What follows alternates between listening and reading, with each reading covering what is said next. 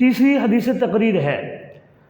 حدیث تقریر اس حدیث کو کہتے ہیں کہ کسی صحابی نے کوئی کام کیا ہو، کوئی عمل کیا ہو، اور آپ صلی اللہ علیہ وسلم نے اس عمل کو دیکھ لیا ہو، اور دیکھنے کے بعد آپ صلی اللہ علیہ وسلم نے کوئی بات نہ کہی ہو بلکہ خاموشی اختیار کر لی ہو، یعنی اس عمل کو قبول کر لیا ہو، تو سمجھو وہ حدیث تقریر کہلاتا ہے۔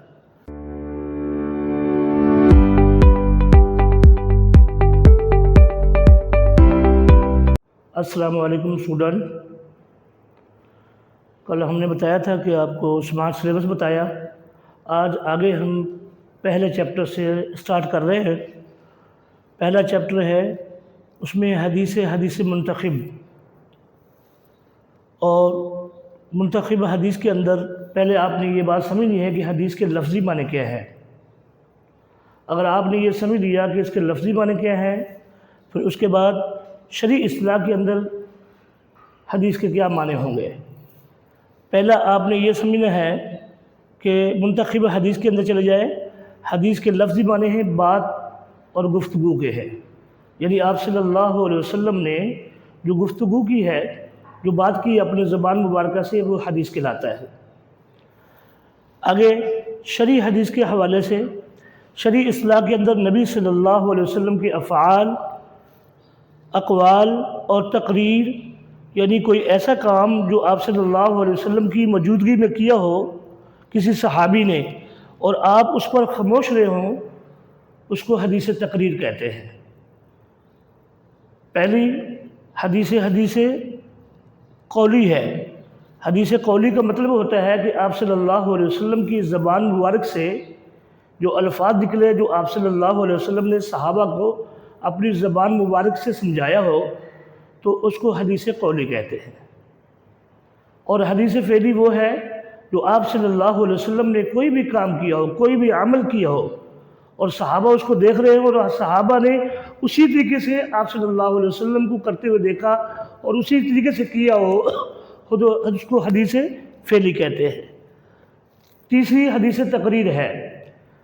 حدیث تقریر اس حدیث کو کہتے ہیں کہ کسی صحابی نے کوئی کام کیا ہو، کوئی عمل کیا ہو، اور آپ صلی اللہ علیہ وسلم نے اس عمل کو دیکھ لیا ہو، اور دیکھنے کے بعد آپ صلی اللہ علیہ وسلم نے کوئی بات نہ کہی ہو بلکہ خاموشی اختیار کر لی ہو، یعنی اس عمل کو قبول کر لیا ہو، تو سمجھو وہ حدیث تقریر کہلاتا ہے۔ اب دیکھیے ذرا ادھر، حدیث کے لفظی معنی ہیں بات اور گفتگو کے ہیں۔ شرعی اصطلاح کے اندر نبی اکرم صلی اللہ علیہ وسلم کے اقوال، افعال اور تقریر، یعنی کوئی ایسا کام جو آپ صلی اللہ علیہ وسلم کی موجودگی میں کیا گیا ہو اور آپ اس پر خاموش رہے ہوں، اس کو حدیث نبوی کہا جاتا ہے۔ حدیث کی چار اقسام ہیں۔ نمبر ایک، حدیث قولی۔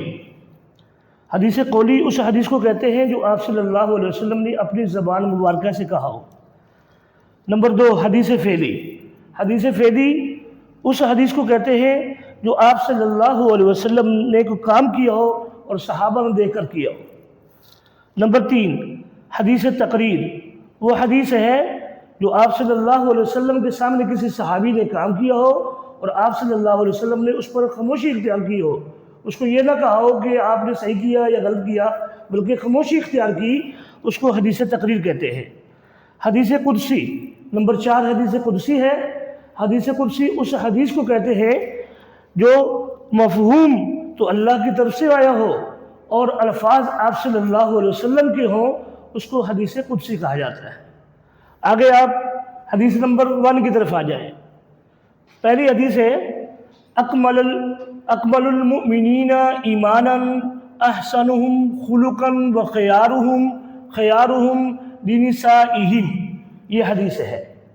آپ نے یہ سمجھنا ہے کہ اکمل کے معنی ہوتے ہیں مکمل، اور آگے ہے ایمانا، ایمان کے معنی میں آتا ہے مؤمنین، مومنین، یعنی ایمان والے کو کہا جاتا ہے احسنہم خلقا، اچھے اخلاق والے۔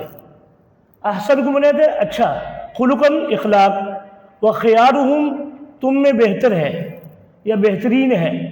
اب یہ جو ہے آپ نے سمجھنا ہے، اس کا ترجمہ سمجھنا ہے، مومنوں میں سے کامل ترین ایمان والا وہ ہے جو اخلاق میں بہترین یعنی اس کا اچھا اخلاق ہے، وہ سب سے کامل ترین انسان ہے، سب سے کامل ترین ایمان والا ہے۔ اور ان میں سب سے بہترین وہ جو اپنی بیویوں کے لیے بہتر ہے، یعنی ان کے حقوق کا خیال کرتا ہے، ٹھیک ہے، اور ان کا خیال کرتا ہے، ان سے اچھی طریقے سے پیش آتا ہے۔ تو آپ صلی اللہ علیہ وسلم نے فرمایا تم میں مومنوں میں سے کامل ترین تو ایمان والا وہ ہے جس کے اخلاق اچھے ہیں۔ اب ہر آدمی سمجھتا ہے کہ اخلاق سے کیا معنی ہے؟ اخلاق کا معنی ہے کہ وہ اس کی گفتگو، اس کے ہر اعمال افعال سنت نبویہ کے مطابق ہو، اور آگے ہے اپنی بیویوں کے لیے بہتر ہے، اپنی بیویوں کے لیے کہ ان کے ہر چیز کا خیال کرتے ہیں، ان کے حقوق کا خیال کرتا ہے اور ان کے رہن سہن کا خیال کرتا ہے اور ان کے ساتھ اچھے اخلاق سے پیش آتا ہے، یہ اس سے مراد ہے۔ اگر دوسری حدیث کی طرف چلے جائیں، من لم یرحم صغیرنا، یرحم کا معنی رحم کرنے والا، اور آگے ہے صغیرنا کا معنی ہمارا چھوٹے، اور آگے ہے وَيَعْرِفْ حَقَّ کبیرنا۔ پھر دیکھیے من لم یرحم صغیرنا وَيَعْرِفْ حَقَّ کبیرنا فَلَيْسَ مِنَّا، یہ آپ صلی اللہ علیہ وسلم کی حدیث مبارکہ ہے۔ آپ صلی اللہ علیہ وسلم نے فرمایا جو ہمارے چھوٹوں پر رحم نہیں کرتا اور ہمارے بڑوں کا حق نہیں پہچانتا وہ ہم میں سے نہیں ہے، یعنی اس کا ہمارے سے کوئی تعلق نہیں۔